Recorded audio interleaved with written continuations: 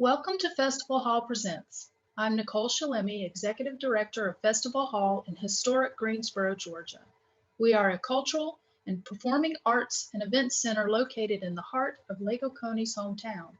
We created this video series to bring you some fascinating profiles of locals and friends of Festival Hall, as well as established professionals who work in the arts. Since we cannot open our doors in our normal capacity at this time, we hope these profiles will entertain, educate, and help bring awareness to Festival Hall. In this segment, I talk with master puppeteer, banjo player, songwriter, and super creative David Stevens. We talk puppetry and the creative process and have a chat with the adorable Chumley. We hope you enjoy Festival Hall Presents. If you would like to support Festival Hall, you can make a tax-deductible donation on our website, www.festivalhallga.com. Every little bit helps us save our stage and protect Festival Hall for generations to come. Thank you so very much. And here is David Stevens. I was born in Atlanta, but my dad is a Southern Baptist preacher, and we moved to South Alabama when I was about 5.5. We spent a little blip in Florida, in Ocala, and then moved from Ocala to South Alabama and Foley, and that's where I spent most of my childhood, well, all of my childhood. My parents are still there, actually. And yeah, so it was pretty rural. There was not a whole lot of exposure to the arts. I watched a lot of whatever I could on television. So most of my my exposure to puppetry came from watching the Muppets on Sesame Street, the Muppet Show, and just whatever I could find that was puppet related on TV. I remember there were two different puppet shows that came through to my school, and I really only have vague memories of those. I think one was a marionette show about Pinocchio, and I think the other one was a fairy tale version of Thumbelina with some different styles of puppets. But I really didn't have that much exposure to live puppet shows. And so the Muppets were kind of my world. They were sort of my escape out of this sort of rural backdrop of South Alabama into this more fantastical, colorful, musical world that was puppetry and the world of the Muppets. And that sort of, I don't know, it just really, I latched onto it like some kids of our generation did, but I didn't let go. I never grew out of it. It was always this fascination that sort of evolved. It was sort of like, yes, the face value of it being entertaining, but then I would also think of the mechanics of it. How did they make those puppets? Who was doing those voices, and how did they make those puppets work? And then sort of like figuring out, oh, well, there's a core group of 5 guys and they're sort of doing all the characters. And then it would be like picking out who did which puppets. And that was kind of a fun game to play. But yeah, so that was kind of my early exposure. I drew a lot. Like, I think my mom saved all of my papers. So I have papers that go all the way back to preschool. And then some of them, like, I can really see looking back, I had to go through all this stuff when my parents moved. And I could sort of see where the little kernels of humor were beginning, and drawing and all that kind of stuff. So it was a fun little journey to sort of go back through some of that older stuff and see that's where it really started. And it's really interesting to think that this journey that you start and you're on kind of begins a long way back, or it can. I think, mine has definitely been a lifelong pursuit. I decided I wanted to be a puppeteer when I was about 5th grade. I think I did a history report with puppets. I hated the idea of getting up in front of the class to give a presentation and whatever. And I opted to be behind a table and use some puppets and do this little report on the gold rush. And the response from my classmates and my teacher were I wasn't prepared for it. I really didn't know how it was going to go off, and I kind of pulled it out of thin air. I really didn't I didn't know what improvisation was at the time, but that's exactly what I was doing without knowing it. Yeah. And it worked. I got really lucky. And their response was pretty good, and it was what made me trigger, this is what I want to do. I want to do this. And so all the way back to 5th grade was when I really decided what I wanted to the journey for my life to take. And that's kind of been the journey I've been on ever since, funny enough. It's crazy, but that's what it is. And then, yeah, I started making puppets about a year or so later. There was a lady that lived next door to me who was a seamstress, and we sort of figured out how to make a basic kind of Muppet style mouth puppet. Mm-hmm. And she did a lot of sewing for me for about a year until I sort of figured out how to do a straight stitch on a sewing machine and made some pretty crude looking puppets. And then it just went from there. And I was making puppets by the time I was in middle school. By the time I was in high school, I was doing my own shows. Went to college for theater, and then graduate school for puppetry, specifically at the University of Connecticut. And then started my company, which is All Hands Productions, in 2000 when I graduated. And have been doing one-man shows all across the country and into Canada as well. Since that time. So it's been an interesting ride, but yeah, all the way back to 5th grade when the decision was made. Wow, that's neat. That's really neat. And where did the banjo come in? Were you playing that all along? The banjo came in when I was in college. I was a sophomore. I'd started playing guitar when I was a college freshman, like a lot of college freshmen. I think that's sort of like a rite of passage, right? You go to college with a guitar. And a lot of people's guitars sit in a corner and collect a lot of dust and look cool. But when I got out of high school, I started going to this coffee shop in Fairhope, Alabama, near where I grew up. And there was this great little coffee shop called Southern Lights Coffee Shop.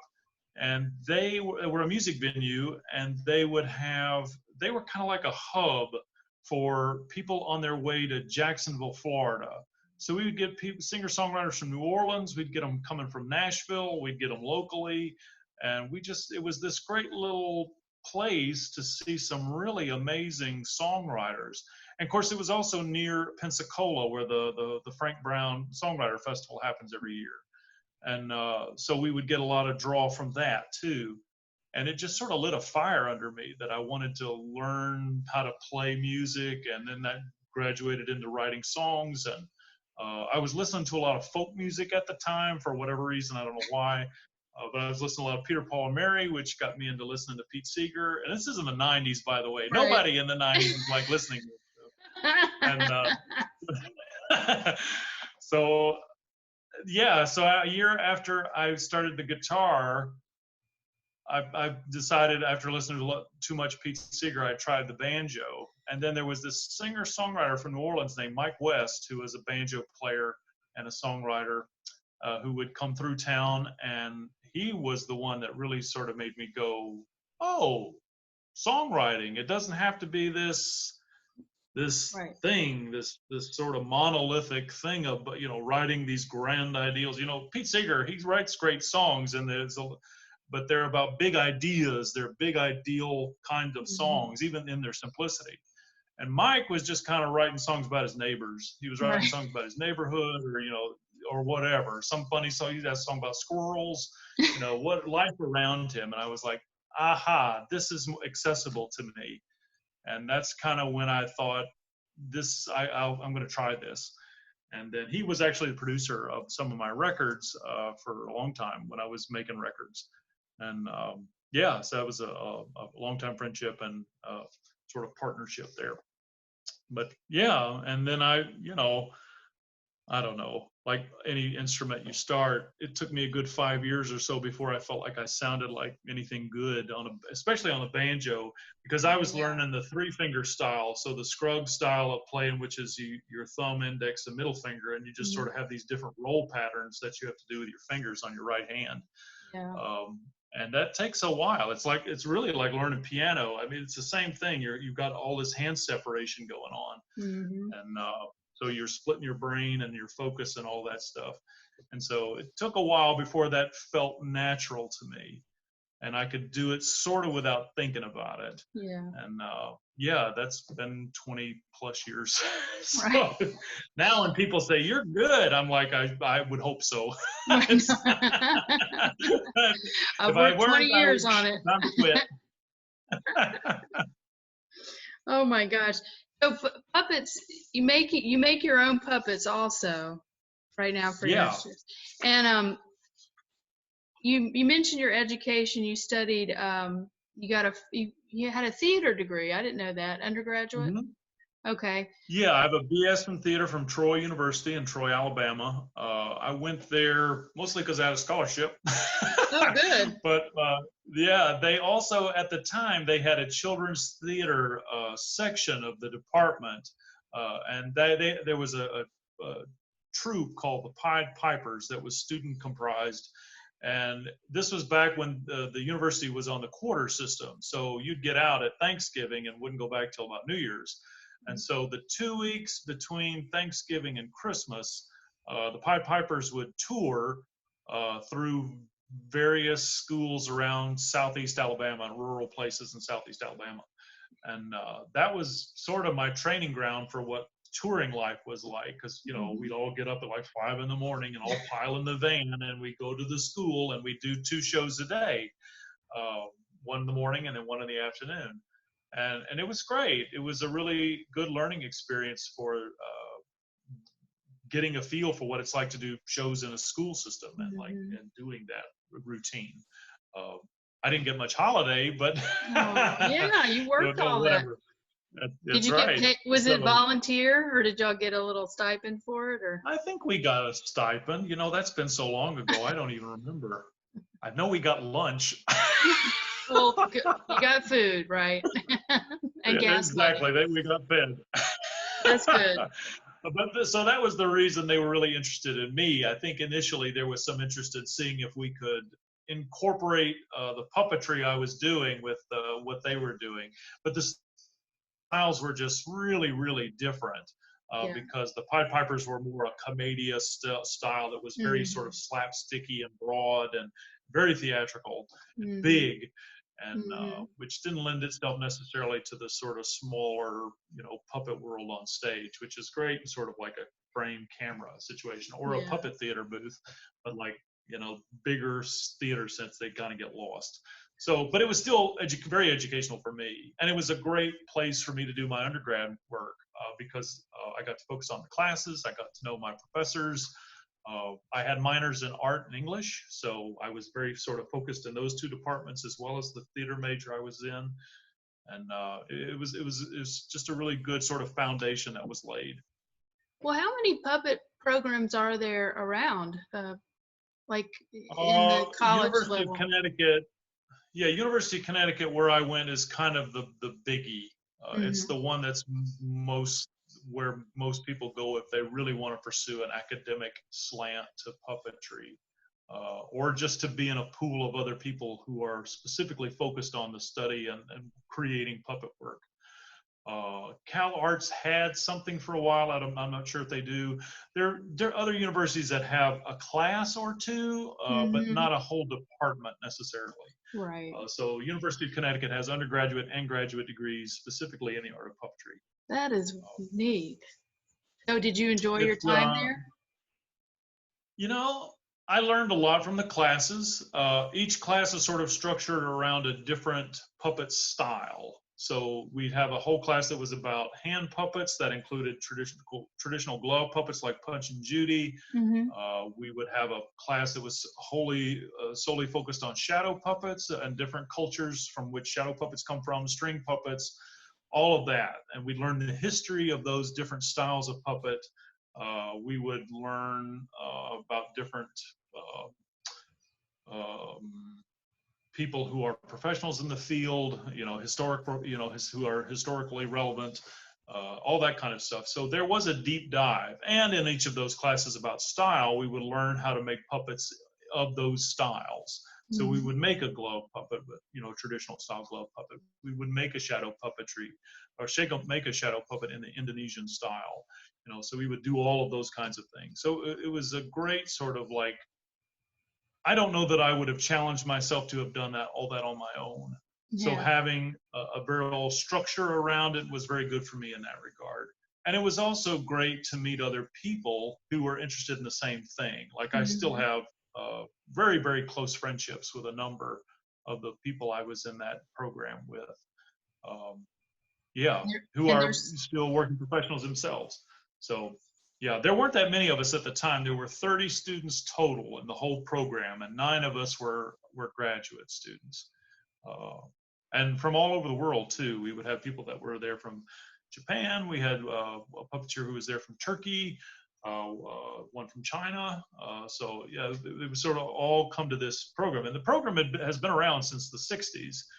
Frank Ballard began the program then, and he was a set designer in the theater department, but who had a real passion for puppets. And he sort of began teaching a class, which grew into a couple of classes, which grew and grew and grew until he finally retired. And then the program was taken over by Bart Rockaburton, who was my professor. And it's just this one guy, like he's the whole department. So everything sort of functions with him. So you better like Bart, better like you. Well, for better or worse, I say. I'm not sure that any program should be filtered through a single person, especially something as broad as the field of puppetry, because you have all kinds of things. You have people who do politically slanted puppetry. You have people who do what I do, which is family-oriented puppetry. You have people that really like to focus on more adult themes. Yeah, it's just it's just like theater. I don't think you would go into a theater department and expect there to be only one voice. Yeah. It's like it would be very hard to find one person who could convey Brecht and Neil Simon all at this, all at once. So it's despite their similarities. Right. But yeah, so it was interesting at times. I kind of wish there had been more, especially because it's in the Northeast, and the Northeast has a real healthy saturation of puppet artists who work either in live theater or who are in the industry side of things, film and television, because New York is right there, which is where they shoot Sesame Street, a whole bunch of other stuff. So you have this this hub of different standpoints and viewpoints and voices in the world of puppetry. And it seems like it would benefit the students if there were more of those voices being presented and heard. But I did 2 years and a year and a half and got out. Mostly because I was done with academia. I went straight from high school to college and then right into graduate school. Boom, boom, boom. Yeah. And really what I wanted to be doing was shows. I was chomping at the bit, because in the summer when I wasn't doing classes, I was already starting to do that. Like I was already doing library shows in the summertime and starting to make a living. And that's really what I wanted to do. And I knew what I wanted to do when I went through the program, which for better or worse may not have been a benefit to me. Because I knew what I wanted to get out of the program, and I knew what I wanted to do on the other side of it. And a lot of people were there just to receive, and they were there just to take in whatever was being presented. And I was already thinking about, okay, I don't know what I want to do. Anyway, so I hit the ground running. When I got out of graduate school, I moved back to Alabama, sort of with a missionary zeal. I felt like I'm going to take the gospel of puppetry where no one is, and I'll have a monopoly. And I soon realized, as grand an idea as that was, it really wasn't feeding me much. Like, as far as like, I wasn't being inspired. I didn't have a real social network. There wasn't anybody else doing what I was doing.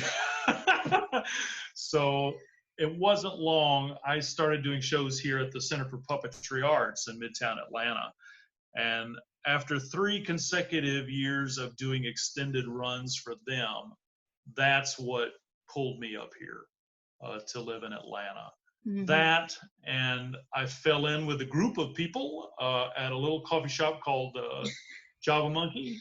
On Monday nights, there was a songwriter group, and I met Blake Guthrie and Richard Parsons and Will Robertson and a whole slew of other folks. And I realized that this was a place where I could come and not only have all of these puppetry needs met, but also could satisfy my desires to be with musicians and to play music and write songs. And those were the 2 things that made me decide to move to Atlanta. And then that was in 2002 or 2004. Yeah. Well, I remember you, and you were able to collaborate with some musicians with your puppetry as well. Didn't you do some shows or open up for Sean Mullins one time or some other Yeah. people at So Eddie's? Sean was one of those people who used to come through Southern Lights coffee shop in Fairhope.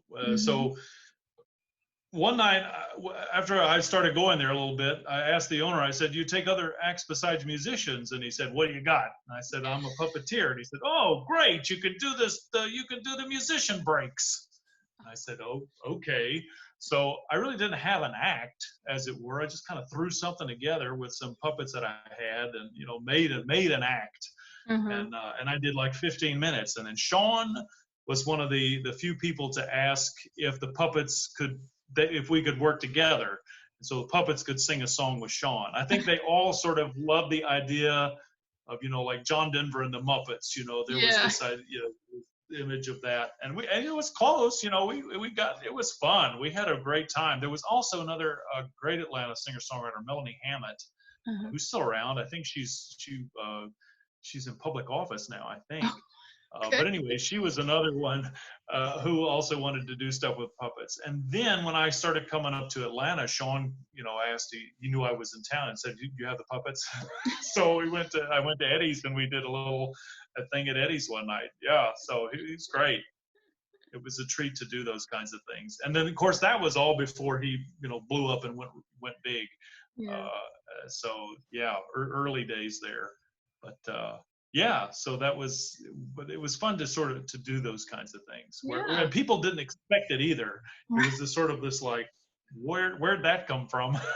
Well, that's what's fun about, because you are very, very creative, and that's what a creative person does. They just kind of go, let's try this odd connect, let's try this. That other people wouldn't think those, would not connect those two things necessarily. Yeah. And puppets come with a lot of room, and they also come with a lot of limitation. And it's kind of, the trick is conveying to people those kinds of things, because there's a lot that puppets can do, and the sky is sort of the limit. But there are limitations as to, like, well, you also have to consider where the performer is, because for there to be a puppet there also has to be a big, in my case, 6'4" tall person controlling the thing that's so magical that everybody loves. When I was in those coffee house situations with Sean, I was visible. Like, the puppets were here and you'd see me and Sean would be here, but I would disappear. Like, people would say, "We paid no attention to you." And that's the whole point. Like, the most entertaining thing should be the puppets doing what they do. And my focus is also shifted to them, so that I'm actually telling the audience where to look by where my focus is placed. But if I'm doing my job correctly, like, you shouldn't pay any attention to the boring guy, who's just standing there. But it is interesting, the different sort of scenarios you find yourself in, because sometimes, you're working on TV or commercials, you can find yourself hunched under a sofa. You really have to learn how to contort yourself into a lot of different weird situations, in the back seats of cars, all kinds of stuff where a grown person should not be able to collapse and fold into. You have to be rubber bandy. Yeah, exactly. You sort of well, have and to you're be tall. like a cat. You're a tall guy too. That's right. I'm 6'4" and I'm all leg. So yeah, and I mean, back when I was in my 20s, it was no trouble. Now that I'm in my 40s, it's like, I'm not thrilled about that anymore. Well, tell me about, I know you worked for Sesame Street for a little while. Tell us about that. Well, I worked for them for a season. I did 2 episodes on season 39. It's a big deal. It's a big honor to work on Sesame Street, but I feel like I worked on such a tiny speck of it that is like, it's like, yes, it's important. Yes, it looks great on your resume, but what I did in relation to, like, the grander scheme of things was just, like, very minute, but great nonetheless. You have no as an adult, I think there are rare instances where you get to revert back to this sensation of feeling like you're 5 years old. And I think one of those is if you go to Disney World. And I think the other time for me was when I walked onto the set of Sesame Street. And it was just like, there's the stoop, and there's Oscar's trash can, and there's Mr. Hooper's store. And, you know, there's all these things that you definitely know as like daily fixture landmarks in your world, even if it happens to be on the television. And yeah, I had participated in some workshops and some auditions for Muppets and Sesame Street. And I was in the middle of a week-long sort of training workshop for Sesame Street when and this happened all in New York. This is really my first real experience in New York. And my gut just started saying, you need to move to New York. And I was like, no, I don't, because they're not offering jobs. In fact, they're saying specifically, we're not hiring anybody. But my gut would not shut up. You need to move to New York. And so about a month or so later, I did. It was really crazy. It was probably one of the dumbest things I ever did because I just did it. Like I did it without really thinking. I just kind of jumped. And yeah, and it worked out. I was there for about a year and a half, and I did that little bit of work on Sesame Street. I worked on another kids PBS show too called Seymour's Playhouse. But then the work kind of ran out, and I got really freaked out because there was no guarantee I was going to get any more work at Sesame Street, or if any other shows were going to come on where I could get work. And New York is it's a hustle, regardless of what you're doing. It's a hustle, and you really have to sort of play that up. And my anxiety levels were not equipped to deal with that level of hustle because I had a great experience. Aside from Muppets and the puppetry work that I did, I also played a lot of music. Like banjo players, surprisingly enough, are a scarcity. Like there are some, but there just aren't a whole lot of them. And so I played in a number of bands, and I had gigs. Like I played out just about 7 nights a week. Some was a jam session, some was an actual gig. We had a weekly brunch every Sunday down in down in the village. Yeah, so it was great. I played a ton of bluegrass with some like amazing musicians, with some like people that nobody's ever heard of, but that were incredible musicians. And they're still, a lot of those guys are still friends of mine too. So that was great. That part was, it fed my soul. Like I got a lot of soul food, if you will, during that very concentrated time I lived in New York. I don't know, every now and then I think about, well, maybe if I'd stayed a little longer or just waited it out, or something would have come up, but you never know. For better or for worse, I moved back here in 2008 and picked up my touring shows and started those up again. But yeah, television puppetry is a whole other ball game. And people don't think about it because it looks so effortless, because all they see on the screen is the puppet. And they don't consider like what's happening underneath. It's like, so if you're seeing this, what's underneath is like some guy like me, like trying to keep his head out of frame, right? And scrunched all up in those weird positions. But you're working with some of the best people in the business. Like these are some of the most professional performers, regardless of whether it's puppetry or not. I mean, these are A-game folks, and they bring that A-game too. And you get to work with these beautiful puppets that come from the Henson workshop. And if you're a puppeteer, like there is no greater feeling than when you get to put on a puppet that's well made. And these things are flawless. I mean, to look at and to put on. So inside and outside, the thing is just beautifully made. These are sculpture. Like it's really works of art. And getting to sort of play around in that sandbox for a while at that level was really invigorating. And was just kind of like, oh yeah, I can hang here. You know, I'm not there yet, but you know, I definitely felt like I didn't feel like a fish out of water. In fact, it all felt pretty natural. Yeah. But yeah, so it was great to have those sort of professional experiences that were where I was thrown in a mix of like, that league of performer. So, but that's kind of that story. Well, you Yeah, said it was it was great. harder, like to do TV work. So you have to do a lot of repetitions, I'm guessing, your, takes and stuff. What makes it different? Well, and when you're doing a theater show, you just do it. And Right. that's what it is. Whatever happens, Mistakes and that's what it all. is. Yeah. That's right. And in TV, the blessing and the curse is that you can do it as many times as you want, or as many times as you have, paid time for, Right. until you get it right. And then on Sesame Street, in my shows, it's just me. So I'm one performer. It's all on me, and whatever, I make the thing happen. On Sesame, there are at least a dozen puppeteers, if not more, in a single shot. Sometimes less. But if it's one of your bigger scenes, you'll have a number of puppeteers who are all doing different characters. Sometimes two people on one character. Mhm. A lot of times you'll have human actors that also have to interact with these puppets. Then you also have kids. There'll be kids in the mix. So you have all of these things. And then, throw in like camera choreography, like whatever the camera has to do, if there's a pan shot or any of that, or sometimes they'll edit on the fly. So Sesame Street is a 3-camera shoot. So one camera will be taking a wide shot generally. There'll be another camera for a close-up, and then another camera picking up something else in a scene. And sometimes the director will choose to edit on the fly. So you're going, and the puppeteers all have to watch a monitor.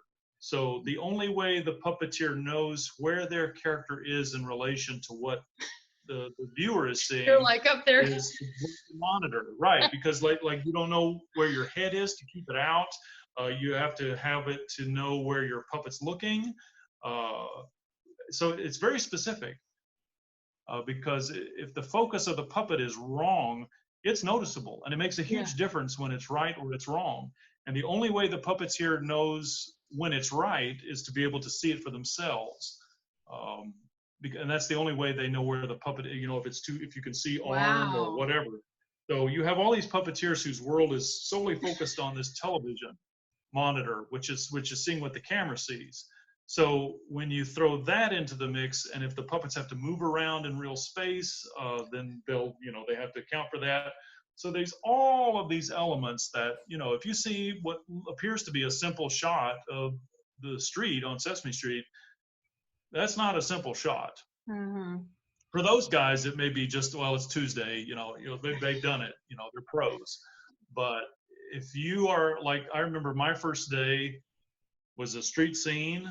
There were 5 characters. I was an anything Muppet, which is just kind of a generic background guy. There were kids. There were some of the human actors in the show, and the puppets all had to be on pogo sticks. There was another scene where we had to do a limbo. It was like trial by fire. Pogo do sticks. All of this stuff. Yeah, puppets and pogo sticks. And so, yeah, and all of that had to be rigged. So you've got, people from the Henson shop that are on standby off to the side who are rigging the puppets and the costumes that they have to have, or the props they have to hold. Because, a lot of puppets can't hold things. They have to have their hands taped or pinned or glued to whatever prop they have, because they can't grab. Like Kermit, his hands are controlled by rods. So, he's got wire in there so he can grip, but he can't hold. So other puppets like Cookie Monster, there's a glove in there. So they have a live hand. That's, what they call a live hand puppet. So there's a hand in their hand. So you got the puppeteers using one hand to do the head, and then another hand to do the hand of the puppet. So they can pick up things like that, and move the hand and all that kind of stuff. But it depends on the kind of puppet. But all of those things have to sort of be rigged and figured out. And so there's just a lot of choreography that happens when you're doing puppets for television. Yeah. Because it can't look. The other thing too is like there's a quality standard too, right? Like it can't look like crap. It has to look good, and it has to be performed well. We have to believe these characters, and we all have to, we have to buy into the idea that this is happening. That this story that they're telling is happening. So there's just a lot of moving parts to that. And so with that, anything can go wrong.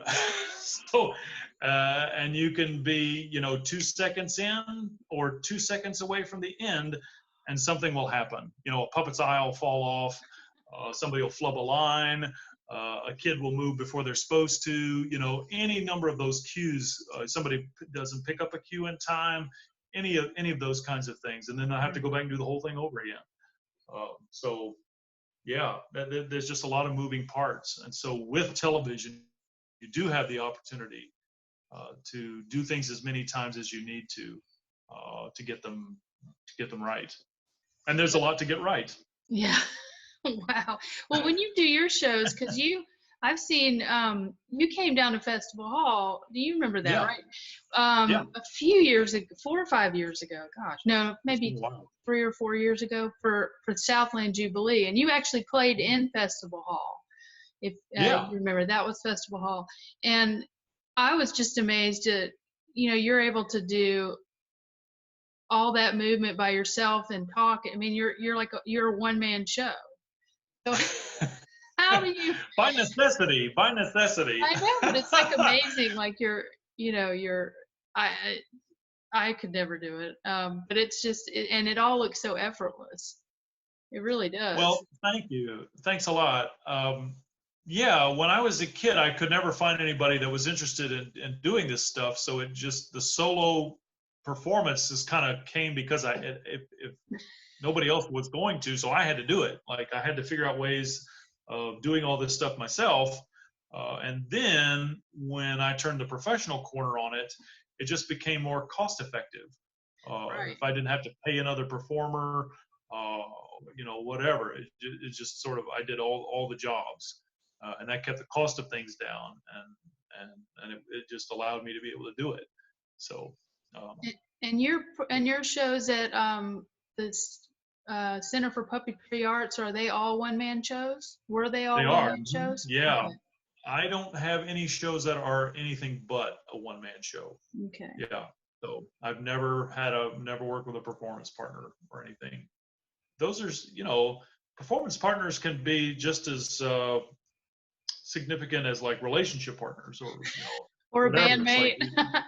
Yeah, right. Exactly. And yeah, I mean, it is true. It's if you're by yourself, it's all on you, and that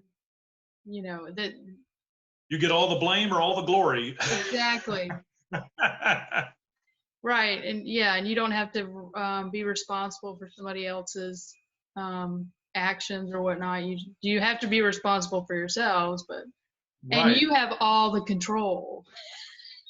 Yeah, that's true. I think I daydream about it sometimes, and I wonder how it would be different, if there was another voice in the mix, and like how it would change the work, or how develop or evolve the work if there was, other ideas besides the ones I bring to the table. So a lot of times I do that typical artist thing where you psych yourself out. Or you feel like, oh, I've done this before, or that's stupid, or you don't have anybody to necessarily bounce ideas off of. Yeah. And when you're sort of all self-contained, it's really easy to sort of get in that vacuum of idea or self-doubt or all of that stuff, or self-editing, when you should just really just sort of be putting stuff out there. And if you have somebody else to bounce ideas off of and go, well, that's a good idea, maybe keep this part, but what if it was this? If you have somebody there to sort of play off and bounce off of, I think that can be a real. Yeah. It's like music. You know what it's like in music when it's you have musicians that maybe have never played together, but know the same piece of music or the same standard, and you just go to town, and this great chemistry happens where this exchange of ideas musically. And I know that from bluegrass is kind of the same thing. It's a solo based music form. So you get groups that are really dynamic, some that maybe aren't so much, but when it's right, it really pops. And I think that's true for any sort of performance or art-based. Yeah. There's definitely. I mean, art is a collaborative effort for sure. I mean, it helps to have healthy dialogue with people that have healthy I mean, sometimes you can get into a toxic artistic relationship. Yes. And you don't want that. Very true. Very true. But most artists are, care about their art and, want it to be as good as it can be. Yeah. Well, what I've noticed is the coronavirus has really shut so much down. And I have noticed, I just want to praise you for your Facebook. Every day or every other day, I look and there's something really funny or really entertaining from you to your friends on Facebook. And, you created a whole new puppet family, probably several. I know the Dowlings is one of them. Yeah, I have one of them here. So I developed these weird little things called dowlings, and they're sort of rod puppet marionettes. So there's a stainless steel rod here that goes up the control, but then the arms and the legs are controlled by strings. Yeah. But it's all made out of a single dowel rod, and then there's a couple of dowel wood balls for the hands, and then a couple of egg shapes here for the feet. And so with this toggle bar, I don't know, I just sort of was playing around with different ideas, and this was one that came to me. And using these, it was macrame, but now I've started using this parachute cord for the arms and legs. It's really sort of flimsy as the legs and arms. And so, yeah, they're really goofy and dumb. No, they're not. Then I realized I was making a whole family of them. And so now there's, I don't know, 30 to 50 of these things all in different costumes. And they're all over YouTube now. I've just started making these little short, minute and a half little things with them. And they were just to play. Oh, but they're cute. They're awesome. As much as this whole weird period has been a sort of stab at the financial aspect of my being able to work professionally as a puppeteer, it also, because touring was sort of off the table and doing live shows for audiences was off the table, it really sort of allowed me to go back into the workshop and play. Like I hadn't really made puppets for the fun of making puppets in a long, long time. It had all been for the sake of a show or a building job or whatever. It was all because it was a project based. And this was simply just, I'm going to have some ideas. I have all these materials that I've amassed and collected over the years that are just sitting around the workshop. And it just turned into play, and it just turned into like making a thing. And then it just sort of grew and grew and grew and grew. And it allowed me to have this real sort of like healthy, creative spurt. Yeah. And it's like all creativity, it's waves. So I haven't really made a whole lot of them here recently, but for a while I was making them fast and furious, like frantically. And a lot of the video stuff that I'm doing on Facebook or whatever, sometimes it is to promote things that because I have an Etsy store and I make things for Etsy, and a lot of it's promotion for that. But a lot of it is just, keeping my own sanity. Yeah. I bet. I have this one character now, he's called the Unfortunate Singer, and he starts to sing a song, and he'll get like 2 lines or so into the song, and this furry orange hand will just sort of like terrorize him, and it's really Muppety, and that old flavor of Muppets where something explodes or gets eaten or whatever. And he never gets to sing a whole song at all. He barely gets in the first line. But I realized that it was just sort of like acting out this frustration about, the circumstances that we all find ourselves in right now. It's like this powerlessness about things, and a frustration and maybe some outrage and all this other kind of stuff. So it allowed me a sort of like place to vent some of that in a very playful, funny, creative way. Yeah. Well, it's great because, it's just been stressful for everybody, but like just to see how you have kind of taken it and just done something constructive and positive, it's been really neat. And do you know Elliot Bronson? I do, yeah. Yeah, yes, Elliot is similarly, like he's doing this Wednesday show every Wednesday, and he usually picks a an artist, he'll learn a bunch of songs from, like last week, Uh-huh. I think he did James Taylor, and he'll do, he just does these funny little promos for them. And then every Wednesday people tune in for his live show, and he's just been doing that the whole time. And I think it's, Right. because he's not doing, he can't go out and play either. And Sure. it's his way of just continuing his, keeping himself sane and continuing his art going. And it's neat. Yeah, it's interesting too, because like under normal circumstances, if I have off time, generally I am a couch potato. Like I don't tend to like, and so I really worried, when I saw my entire summer calendar of shows just disappear. I thought, well, okay, are you going to be a lump? Yeah. Is the opportunity's there for you just to be a lump? And little did I know that I was just going to have this really creatively fertile time where I was just making stuff.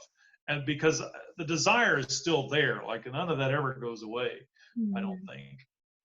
And so, yeah, it wasn't that I was necessarily driving myself to feel like I had to do something, but because the pressure of like having to do it all the time was off, then the desire to want to do it was still there, always still there. And so I realize that during some of those downtimes when I am a couch potato, it's not because that's who I am. It's just like in that moment, that's what I'm choosing to do. Mhm. But I'm not necessarily one by nature who can sit still. I have to be doing something, and I think that's why I do puppets and banjo. Like I have music stuff and puppet Yeah. stuff and other stuff going on. It's like because I have to be making something like that's that's why I have a whole product range of stuff in my Etsy shop right now. So I've got dowlings, and then I've got little finger puppets like this, and then I've got glove puppets like this, and then I've got these snaggletooth squirble. These are hand puppets like this. So I make all this stuff, and these are all in my Etsy store. And then for Christmas, I have these little fuzzament ornaments, like so they. Oh, oh, it was It's like, your YouTube about oh yes. the missing noses. So in times past I use a felted ball, a sort of felted pom pom, which are a little bit nicer than the just pom poms you can buy at the craft store. Mhm. It's a kind of a step up. And so I'd ordered some a couple of weeks ago, and then the mail is nuts right now because we're in December and it's close to Christmas, and so nothing is arriving when it's supposed to. And I knew that if I wanted to have these to start shipping these out so people actually have them on their trees, I needed to solve this problem. So I made some. So it may look like a felted ball, but it's actually it's a piece of fleece with it's been with a gathering stitch around a grape. So the basis for this nose is a plastic grape that's been covered in fabric. So that's what the nose is, and that's an old Muppet trick. But Yeah. anyway, so that was the crisis of the nose is solved. But yeah, that kind of went berserk with that. But Well, we hope to have you back at Festival Hall sometime when we can gather together. I'd love to do a show I'd with love to. kids with you. I've done several live streams for a whole period of months. I was doing live streams through the Center for Puppetry Arts, which was a Hmm. lot of fun, but um, it's just not the same. It's not the same when you have an audience there to respond and to feed Right. off of, and that energy that happens, in a real live situation. It was great to do, and I think it helped a lot of people sort of cope with their time in captivity, if Hmm. you will. Yeah. But it was certainly a good contract for me. But yeah, it was strange to go from doing these live shows for audiences to doing them for basically in a studio for nobody, but knowing that people were watching. So there was no laughing. Yeah. I've done most of those shows for long enough periods of time to know where that happens, like where people laugh, where the jokes are, and all that kind of stuff. So I could allow for that stuff, but it's just a different energy. Were, Some days were it they was. were they Some days long? I Were was they glad. It shorter? was like, I don't really want to deal with anybody. I'll just do the show, and the show is fine. But then there were other days. It's like, is anybody out there? Did you find that the shows were a little shorter because you didn't have those They pauses? all kind of they play the same kind of time. Yeah, they're all sort of worked into being these really tight 45-minute shows, with or without an audience. Okay. And it just over time, they sort of grow organically, and then finally they set. Once the Mhm. show has kind of found its rhythm, its pace, then it really does lock into that. It's like a song. Sometimes you shave a couple of seconds off of a 2.5 minute song, or add a couple depending. Mhm. But they really sort of are within that set frame, that time. Well, Are tell you me done talking yet? This is all boring. Boring, boring, boring, boring, boring, talking guy. Don't you want to have Puppet on your show? Oh, This is yes. Chubley, and Chubley is sort of one of my regular characters and things. Yeah, that's right. I'm in coronavirus lockdown. Oh, I'm quarantined here. I'm sorry, Chubbly. Well, it's okay, because we reach out, we see friends like you on the Zoom, and we do streaming things and video things. We do all kinds of things.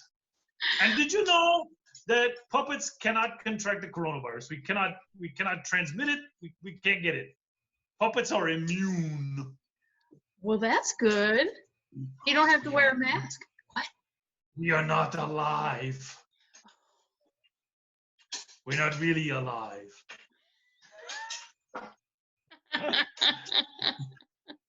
We're fake alive. That's right. They're fake alive. So yeah. Chubbly has a mind of his own, huh? Oh, he does. He's not really in any of my proper shows, but he's just sort of a character that I bring out when I have to do things like this, where I have to do an interview or talk to people or talk to kids and that kind of stuff. And he's just kind of grown into this natural extension where I can improv or extemporaneously talk, without having a script or without any of that kind of stuff. So he's become a very familiar character. Yeah, I've been around a while, right? Yeah, that's right. He's been around a while. I Oh, never leave. I never leave. Well, what do y'all have up your sleeve next when the world opens up? Oh, what do we have up? We're going to try and survive Christmas, and get through New Year's, and see what happens after that. I'm doing the Roswell Cultural Arts Center is doing some in-person shows, because they're a big auditorium. So Mm-hmm. I'm scheduled to do some shows there next week with my Christmas show, and Okay. these will be my first real shows in front of real live people. And Wow. there's a great distance between me and the audience, so I felt safe enough about doing it, because Yeah. a lot of this just comes down to like what do you feel safe doing. Mm-hmm. Like, even outdoor stuff, I really was hesitant about doing any of that kind of stuff, just because you don't know.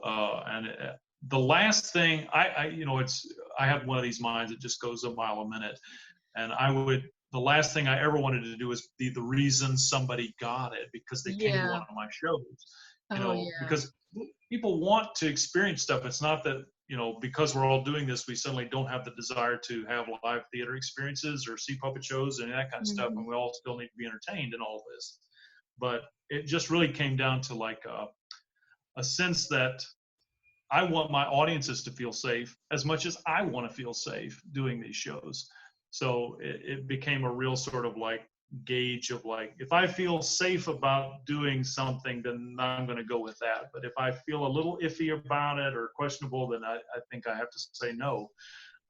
Just because I don't feel like we're at a point where it's safe to be on the fence about that kind of stuff. Mm-hmm. So Yeah. whatever. Yeah. Well, at least So at we'll least be you doing have those shows Chubbly. next week in Roswell, and then after that, I mean, it's just kind of like maybe we'll get some stimulus. Oh, yeah. Oh, gosh. um, it would be great. It's a hustle right now. It's just trying to figure out ways to keep going. ways to keep doing this and ways to, and the videos on Facebook are one thing, and selling stuff on Etsy is a sort of money revenue generator too. But yeah, it's going to be real interesting and tough, and hopefully creatively invigorating. But we'll see what happens, and hang in there. I think that's the sort of most important thing to sort of bear in mind. And if you're a freelancer, you kind of have to have that instinct either hammered into you or born with it, one of the two, where you don't necessarily hang your hat that something's going to come up, but usually when you're in dire circumstances, something's going to pop up. Something's going to happen. And so you just sort of have to maybe not necessarily rely on that thinking, but sort of keep it close. Right. And just keep going. So I'll keep making puppets. We'll keep doing silly things. He does lots of silly things. Yeah, I do lots of silly things. So that's you were so cute, Chubbly. Well, thank you. I don't really know what he's talking about, but whatever. It's nice to see you. Oh, yeah, good to see you.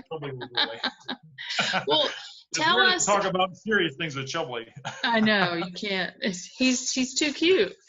Well, tell me. Your website is. My website is allhandsproductions.com. So it's allhands, plural, productions, plural.com. And I also have an Etsy store. If you go to Etsy, you can search All Hands Productions there. Same thing for YouTube. I've got a YouTube channel. And All Hands Productions has a Facebook page. So you can like all of the things, Instagram account as well. So all of the social medias. So I don't really do so much on Twitter. So Instagram is usually where I do a lot of goofing around. But yeah. Well, good. Well, I'm so thankful that you chatted with me today and shared Chubbly with me. Thank you for having me. This has been fun. It's been fun to ramble and just. Hopefully, people find it interesting. Well, Blake and I are, when we're able to really mingle together in a safe way, we're going to head that way to Atlanta and see, and just maybe we'll do an impromptu. Get some of the gang back together for just to hang out. That would be fun. It would be great. Yeah, it'd be fun. You have to bring Chubbly though. Well, of course, Chubbly will be there. He'll sing along to something, or hum, or bring his kazoo, or who knows.